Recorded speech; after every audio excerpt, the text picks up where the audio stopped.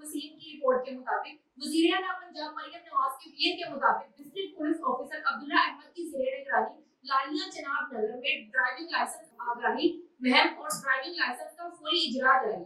Inspector warden traffic police Rana Asif जो के भरपूर तरीके से अपनी ड्यूटी के फराइज सरअंजाम देते हुए शहरियों को ट्रैफिक कानून की पासदारी के बारे आगाही दी। Traffic police inspector Rana Asif ने कहा कि मोटरसाइकिल के लाइसेंस के लिए पहली दफा हमने रोडों पर नाके लगाए हुए हैं और लोगों को रोक रोक कर चेक कर रहे हैं कि ड्राइविंग लाइसेंस बना हुआ है कि नहीं। जिस बंदे का नहीं बना उसे आगाही दी जाती है कि ड्राइविंग लाइसेंस के लिए चनाब नगर खिदमत मरकज भेजकर मौके पर ही ड्राइविंग लाइसेंस का इजरा करवा रहे हैं।